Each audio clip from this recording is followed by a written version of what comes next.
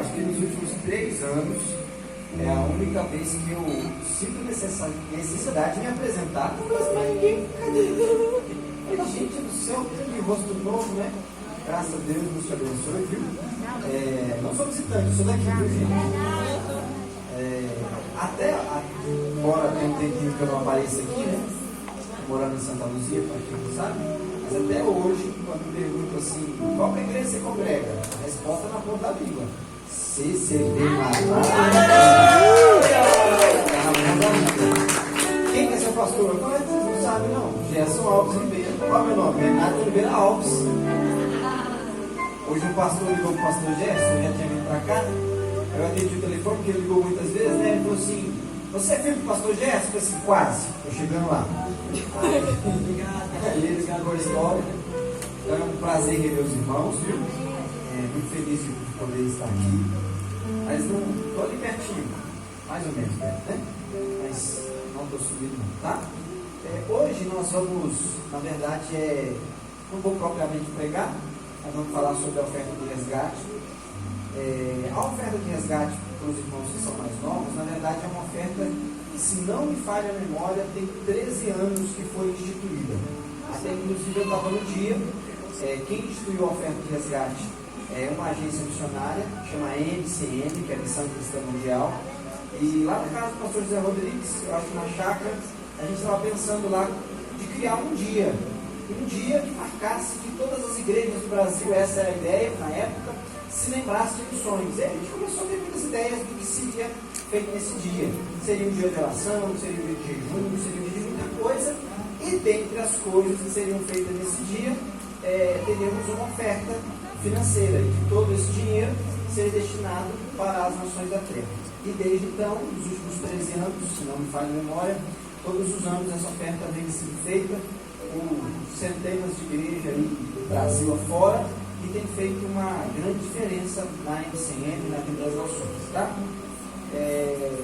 Eu vou usar alguns termos e vou explicar os irmãos que estão chegando mais, não só na igreja, mas mais novos na fé também, para não ficarem um pouquinho deslocados, mas que também se interem por um missionário. Porque isso aqui é o reino de Deus, amém, irmãos? Amém. Só que é só uma parte do reino de Deus.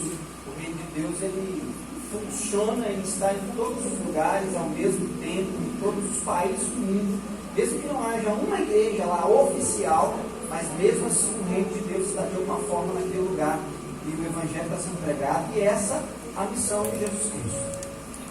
Só como introdução, eu lembro de uma coisa que mudou a maneira como eu vejo a vida.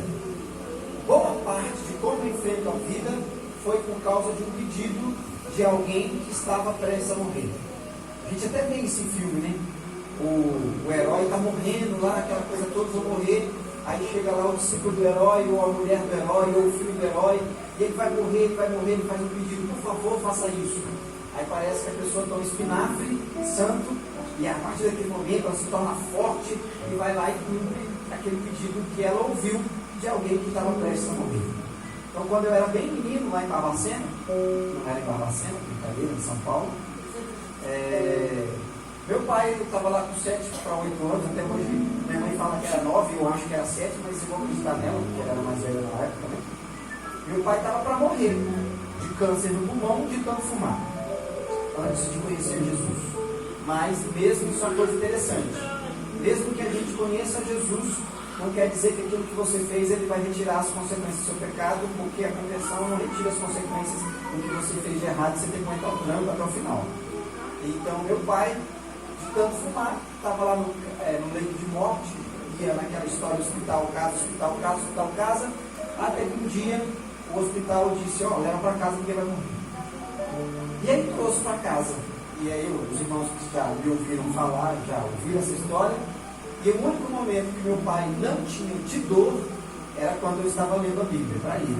Então, quando eu lia a Bíblia, ele não sentia dor. De vez em quando ele fechava o olho assim para dormir, eu ficava morrendo de medo dele morrer ali. Aí eu levantava a voz para ver se ele abria o olho, e ele acordava, eu estava atrapalhando o sono dele. E aí, meu pai, divinamente, acredito eu hoje, um dia me chamou e falou assim: Renato, amanhã eu vou morrer. Eu com 9 anos, por aí. não entendi muita coisa, mas ele falou assim, ó, amanhã eu vou morrer, vou voltar para o hospital, e você vai me prometer uma coisa, você vai ajudar a sua mãe a cuidar dos seus irmãos. Embora eu não sou o mais velho, nem na idade, nem na aparência, eu tenho um irmão mais velho do que eu tenho mais novo, eu sou gay, e meu pai então foi dormir, e naquela madrugada ele teve uma crise, foi para o hospital, e daquele dia nunca mais voltou, e eu nunca mais o vi com vida quando eu tinha 9 anos de idade. Só que o último pedido do meu pai mudou a forma como eu encara a vida, porque foi o último pedido do meu pai: ajuda a sua mãe a cuidar dos seus filhos. E eu lembro que outra coisa que meu pai falava muito, que inclusive me fez mal, nem tudo que os nossos pais nos falam fazem bem, que às vezes eles não estão falando coisas direcionadas por Deus, e ele sempre falava uma frase assim: homem não chora, homem não chora, homem não chora. E aí eu fui pro velório dele e não chorei, porque meu pai dizia que homem não chora, eu não ia desonrar meu pai na hora do velório dele, então eu não chorei. E por muito tempo eu fui alguém muito insensível por causa dessa frase. Na verdade, homem chora, porque homem é um ser humano, amém, gente? É que nem chora de mim, não que fique apontado, tá? Chorar na medida certa. E aí, então, por causa do pedido do meu pai, eu mudei a minha forma de encarar a vida.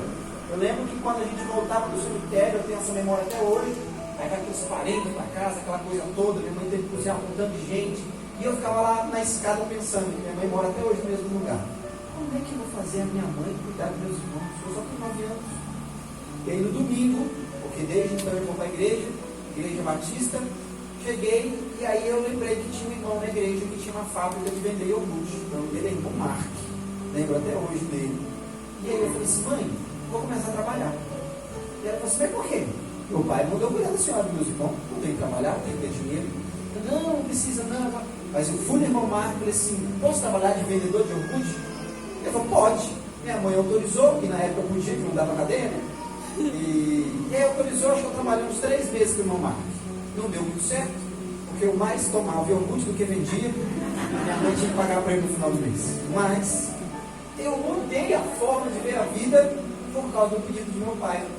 E desde então nunca mais parei de trabalhar, seja na obra do Senhor, de outra forma, eu nunca mais parei de trabalhar, porque eu tinha essa ideia. E até hoje, tanto a minha mãe quanto os meus irmãos, eles olham para mim como se eu fosse mais velho. Mas tudo isso por causa do pedido do meu pai que faleceu. Pastor, o que isso tem a ver com missões? Jesus fez um pedido para todos nós antes de ir para o céu. Ele não faleceu, porque ao terceiro dia ele ressuscitou. Amém, irmãos? Glória a Deus! Mas ele fez um último pedido. E o último pedido que ele fez para nós, está lá registrado nos evangelhos, nos 4 evangelhos: ide por todo mundo e pregai o evangelho a toda a criatura. Então, o último pedido de alguém, de alguma forma, ele tem relevância. Então, esse foi o último pedido de Jesus. Ele tinha muita coisa linda para falar antes de subir para o céu. Só que ele resumiu todo o evangelho, tudo que ele ensinou enquanto viveu, nessa frase que eu acabei de dizer: ide por todo mundo e pregai o evangelho a toda a criatura. Isso inclui o retiro, o novo retiro, nova contagem, tudo isso que nós conhecemos e vivemos. Não está desobrigado de pregar o evangelho aqui. Só que ele deu uma ordem de pregarmos o evangelho todo mundo. De vez em quando a gente ouve alguém ligado para o missionário, parecendo que o mundo missionário é mais importante do que a igreja local. E na verdade não é. O mesmo amor que Deus tem por uma alma aqui no retiro é o mesmo amor que Deus tem por uma alma lá na Somália. O mesmo amor que Deus tem por uma alma aqui em Nova Contagem é o mesmo amor pela alma que alguém que está lá do outro lado do mundo. A diferença não é que o amor de Deus aumenta ou diminui. A diferença é que aqui as pessoas têm mais oportunidade de conhecer o Evangelho do que as pessoas que às vezes estão do outro lado do mundo e não têm essa experiência de ter tanto acesso ao Evangelho quanto nós temos aqui no Brasil. Quase todos os anos eu faço algumas viagens missionárias, porque faz parte da minha vida ministerial, faz parte do meu chamado. Deus me chamou para isso. Uma das coisas que eu reconheço que Deus me chamou foi para ensinar a Bíblia. E não só ensinar a Bíblia aqui, mas ensinar a Bíblia principalmente para quem tem pouquíssimo conhecimento da Bíblia. E todas as vezes que eu vou lá, eu me realizo ministerialmente, porque a gente passa horas e horas ensinando a Bíblia, e depois que a gente termina de ensinar a Bíblia, as pessoas ainda ficam na sua volta, no seu pé, querendo perguntar algo mais, porque eles têm pouquíssimo acesso à informação, ou pouquíssimo acesso à própria Bíblia, porque porque a Bíblia é muito mais escassa do que aqui no Brasil. E esse ano eu voltei a Moçambique, que é um país da África, tá? Só para você se situar aí, a África é um continente com 58 países, está chegando agora a 900 milhões de habitantes, toda a África. E dentro de toda a África tem países aí que fala inglesa, fala portuguesa, francês, por causa da colonização. Moçambique é uma nação irmã nossa, porque também foi colonizada por Portugal. Então eles falam português, só que existe aí uma diferença de mais ou menos 70 anos entre o Brasil e Moçambique. O Brasil está 70 anos à frente de Moçambique. Para você ter uma ideia, Moçambique, 50% da população é analfabeta de pai e mãe, não sabe ler nem escrever. Então, se não sabe ler e nem escrever, não foi à escola. E o português é ensinado na escola, então não se fala português. Diferente do Brasil, que todo mundo fala português, em Moçambique só fala português quem é estudado, ou quem foi, ou quem teve contato com português ou com estrangeiro. A grande maioria fala dialetos. Aí tem mais de 50 dialetos. O mais comum é o Sena, que é onde eu fui, que é o que é falado, que não tem nada a ver com português. Para vocês terem uma ideia, a alegria é Bufaro, bom dia é Machewa, boa tarde é Mardoquewa, Deus te abençoe, eu não lembro agora de cabeça, mas não tem nada a ver com o nosso português, mas é um povo muito necessitado. Moçambique está meio na moda, gospel, vamos dizer assim, por causa, infelizmente, do ciclone que teve lá no meados do meio do ano. Eu brinco com eles lá, que para nós aqui a gente não sabe qual é a diferença de ciclone e furacão. Para nós é tudo igual, vento forte é furacão. Mas para os países que sofrem isso, tem uma grande diferença. Não foi exatamente um furacão, foi um ciclone. O ciclone é um abaixo do furacão, mas foi um ciclone aí dos mais fortes de toda a história do país, com ventos de cerca de 200 km por hora. Vamos, é um negócio fora do normal. Quando eu estive lá agora, teve uma ameaça de ventos fortes que chegou a 70 km por hora. Já é da hora 70 km por hora, imagina 200. É muita velocidade do vento. E, infelizmente, atingiu uma parte de Moçambique que é longe da capital. A capital de Moçambique chama Maputo, que é uma cidade gigante, igual Belo Horizonte. 2 milhões de habitantes, um pouco mais. Uma cidade até desenvolvida para os padrões africanos. Mas aonde teve o ciclone, o nome do ciclone, todo ciclone tem nome, é o Idai. O ciclone atingiu um lugar chamado Beira. E Beira é uma cidade perto da praia que tem mais ou menos 200 mil habitantes. E numa cidade de 200 mil habitantes, em questão de 3 da manhã até 7 da manhã, 1000 pessoas ficaram mortas por causa do ciclone que veio e varreu tudo que ele encontrou na frente. Poucas construções ficaram em pé. O que ficou em pé mesmo eram as casas que os portugueses deixaram, que são bem fortes, mas a maioria dos órgãos públicos, quadra de esporte, escola, hospital, você imaginar, o ciclone jogou no chão. Aonde é mais interior, eu não consigo imaginar, mas tem no YouTube, você pode ver lá. A água em lugares que eram planícies chegou a 4 metros de altura. E até eles, quando se referem ao ciclone, eles falam de dilúvio, porque eles não viam a terra, só viam a copa de algumas árvores, e muita gente teve que ficar 2, 3 dias em cima de árvore, esperando a água baixar, para depois poder descer. Em quase toda casa que você vai, você vê histórias de alguém que morreu, de alguém que ficou sem alguma coisa. Uma das histórias mais tristes que eu ouvi, tristes e curiosas, porque a fé funciona, amém, irmãos? Mas a fé ela tem que ser baseada na palavra de Deus. Ter fé em achismo não dá certo. Porque lá o sistema de meteorologia é melhor do que o nosso. Quando avisa é batata. Se fala que vai chover, vai chover. Se fala que vai fazer sol, vai fazer sol. Se fala que vai ter ciclone, tem ciclone. Então normalmente é avisado, com 2, 3 dias antes, se formam lá no meio do mar e eles começam a avisar. E avisaram que tal dia ia até o pico do ciclone.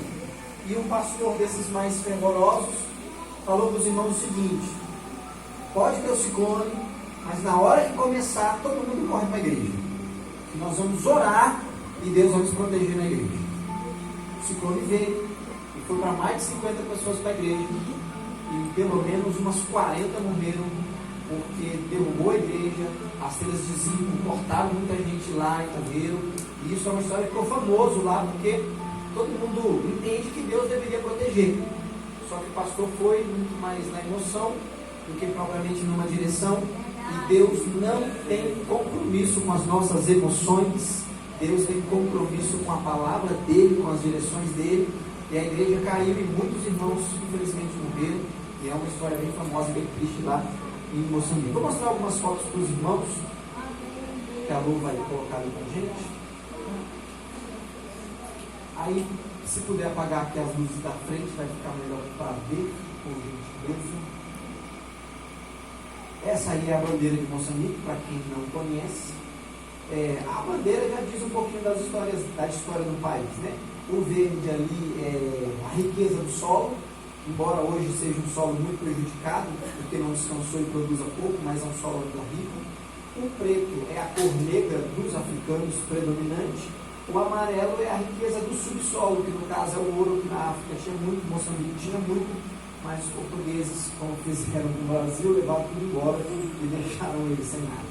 O vermelho, volta lá o vermelho ali do triângulo, é a luta armada, as armas ali foram a luta armada que eles tiveram contra Portugal para ficarem livres.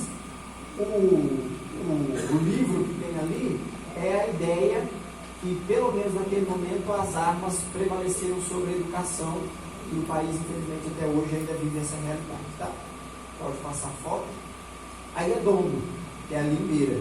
Isso é uma imagem aérea, não foi eu que tirei, porque eu não tenho helicóptero e nem drone, mas está na internet isso aí. Isso aí, ó, nesse espaço tem mais ou menos umas 50 mil pessoas morando. Não vai dar para mim muito bem, mas lá no canto superior é o mar. Então o ciclone veio do mar com muita força e invadiu tudo isso aí, e começou com vento de 70, vento de 80, até chegar ao pico de vento de 200 km por hora. Pode passar. Aí foi o nome do ciclone, né, que é o Idai, e esses números aí provavelmente são maiores, se brincar é o dobro disso, mas o governo contabiliza mais de 1.000 mortos. É igual aqui no Brasil, se o governo fala que morreu tanto, pode colocar uma porcentagem a mais, porque as pesquisas sempre são de alguma forma maquiadas, então o governo fala em 1.000, mas eles lá dizem que foi bem mais do que 1.000, porque até hoje não se achou muita gente morreu afogada, muita gente foi levada para o rio, barragens estouraram, e muita coisa aconteceu que até hoje tem família esperando aí alguém voltar, mas infelizmente as chances são poucas, né? Uma coisa muito boa, entre aspas, que aconteceu, é que quando acontecem essas coisas, o mundo inteiro se mobiliza, e eles receberam assim ajuda humanitária do mundo todo, graças a Deus, principalmente no Brasil também, que mandou muita gente para lá, né? E muitos cristãos também. A foto ali embaixo é uma tomada um pouquinho mais encurtada, aonde as casas todas sem telhados e tudo alagado, tá? Pode passar. Toda vez que eu vou para a África, qualquer canto que eu seja, inclusive isso aqui não é nenhuma inspiração minha, é uma inspiração de um irmão que os irmãos conhecem bem, que é o Vitão, o Vitor, ele tinha um projeto no coração dele que era chamado PES, que era Palavra, Educação e Saúde. Então, quando isso que ele me contou isso, eu falei, rapaz, eu vou levar isso para a vida. Então, todas as vezes que eu vou em algum país, eu tento levar esse tripé. É lógico que a palavra vem em primeiro lugar, só que a gente tenta levar alguma coisa voltada para a educação e alguma coisa voltada para a saúde. Por que a palavra vem sempre antes? Porque se você ajudar da educação, da comida, da roupa, você está melhorando a vida das pessoas para depois ela para o inferno. E essa não é a ideia do Evangelho. O Evangelho não quer melhorar a vida de alguém aqui na terra para que depois ela seja condenada eternamente. O Evangelho, ele pode melhorar a vida de pessoa na terra, mas ela tem um centro nisso. E o centro é conduzir todos aqueles que creem em Jesus à vida eterna. Amém, irmãos? Nada adianta ter uma vida boa aqui e depois passar a eternidade longe de Cristo. É até preferível, se tivesse que escolher, não ter uma vida tão abastada aqui, mas morar eternamente ao lado de Jesus Cristo. Amém? Mas a gente não precisa fazer essa escolha, porque dá para ter as duas coisas. Amém, gente? Amém. Deus pode nos abençoar lá e aqui. Pode passar. Tudo que a gente faz aí, através desse casal, que é o pastor Francisco e a esposa dele, a Sarita, eles coordenam, eles pastoreiam, né? 37 igrejas. E tudo que a gente faz é através dessas 37 igrejas. Irmãos, quando eu digo 37 igrejas, são 37 grupos que se reúnem. Nem todas existem em construção. Algumas se reúnem embaixo de árvore, outras em cabana, essa coisa toda, de acordo com a realidade do lugar. Mas esse Francisco, ele é um africano, vamos dizer assim, diferenciado. Você vê que Jesus chamou ele tem uma... Não tem nenhum africano aqui não, né? Tem não, né? Graças a Deus. Mas você vai ver que ele tem uma inteligência um pouco acima dos outros. Você vai convivendo com um africano, como eu disse, a gente entende que nós estamos uns 70 anos na frente. Então, até o entendimento deles estão 70 anos atrás dos nossos. Coisas que é muito simples para qualquer criança aqui, não é simples para um adulto. Por quê? Isso é fato, a ciência, a psicologia prova isso. Que a nossa mente, ela é muito formada pelo meio que a gente vive. Então, se não tem ninguém que desponte, provavelmente vai ver todo mundo naquela média. Só que o Francisco, que eu trouxe ele o ano passado aqui no Brasil, o ano que vem, se Deus quiser, eu estou programando para trazer ele em março, para ficar 60 dias aqui. Eu tenho uma história muito linda para contar do Francisco. Quando eu fui, né, eu sei que eu vou, eu separei um dinheiro para me entregar na mão dele. Não somente eu, mas as igrejas que me ajudam nisso, a gente manda todo mês R$300 para ele, de oferta para ele. Todo mês R$300. Nosso dinheiro vale mais lá do que o nosso aqui. Nosso dinheiro vale 10 vezes mais lá, né? R$1 vale 10 meticais, que é o dinheiro de lá. Então, R$300 dá para ele sustentar basicamente. Não tem uma vida boa, mas está para ter uma vida equilibrada. Morrer de fome não morre. Então, aí eu levei um dinheiro separado para o Francisco, além dos R$300 que a gente já deu para ele, e eu levei uma Bíblia para ele, uma enciclopédia bíblica que ele viu aqui em casa quando ele esteve comigo. E tal. Quando eu cheguei, logo de cara eu dei o dinheiro, porque eu sabia que ele ia precisar do dinheiro. E eles têm o costume de ser muito gratos a Deus em tudo. Presta atenção numa coisa: quanto mais a pessoa precisa, mais grata ela é. Quanto mais, às vezes, a pessoa não precisa, se ela não vigiar, a ingratidão ou a indiferença assume o coração dela. Então, o africano é muito agradecido. Quando ele pega o dinheiro, eu já sabia dessa reação dele, aonde ele estiver, ele ajoelha, levanta o dinheiro para cima e agradece a Deus pela oferta. E aí passou alguns dias, a gente estava numa viagem para o interior, aí eu abri minha mochila e lembrei da enciclopédia. Quando eu entreguei a enciclopédia para Francisco, eu disse: Francisco, lembra daquela enciclopédia? Eu trouxe para você. Quando ele viu a enciclopédia, de novo, ele ajoelhou, só que dessa vez não foi uma oraçãozinha de 30 segundos. Ele passou uns 5 minutos no meio da rua, ajoelhando, chorando, levantando, disse: obrigado, porque agora eu estou armado,